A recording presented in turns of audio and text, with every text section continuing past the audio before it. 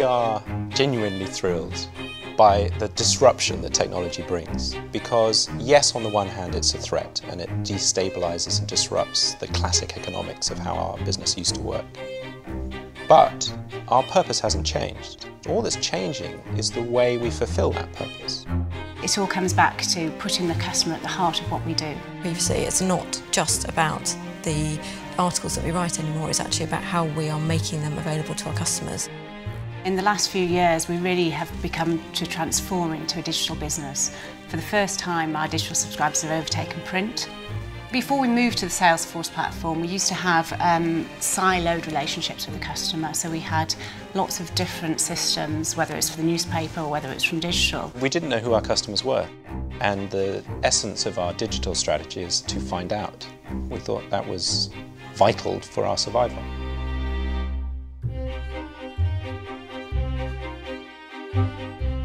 Salesforce is a solution that we can use for our business end-to-end. All our ft.com customers, whether they're registered users or subscribers, are currently inside Salesforce, and we service them from a single place. Bringing all the customers onto one platform, we can really start to share information about them. If I'm going to sell effectively, I have to understand what's going on for my customer. And when I'm looking in Salesforce, that's my goal. To make people productive, you have to allow them to be mobile, you have to allow them to be able to access things 24/7. So Salesforce for us isn't simply a sales tool where salespeople talk to each other. What we've got is a way of ensuring that we are more collaborative across the business, and equally with prospects and with customers.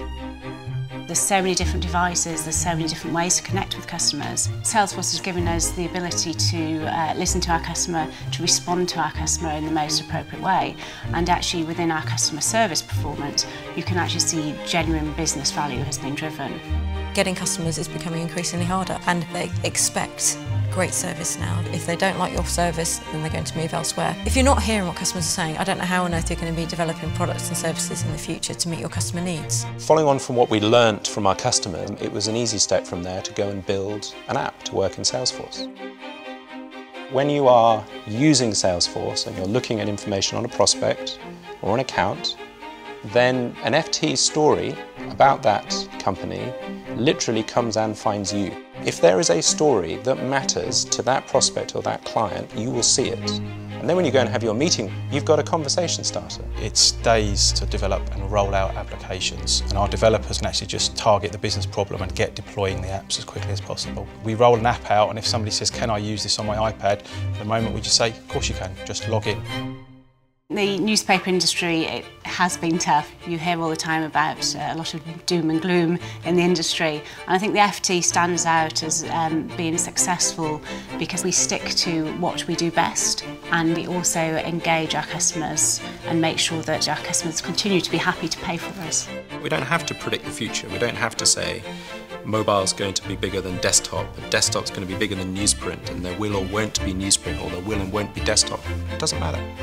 Because we now have that fundamental relationship with the customer, and we have a business model that is adaptive. Salesforce will continue to be a catalyst in the system, but now, instead of treating our audience as passive recipients of what we do, we can include them.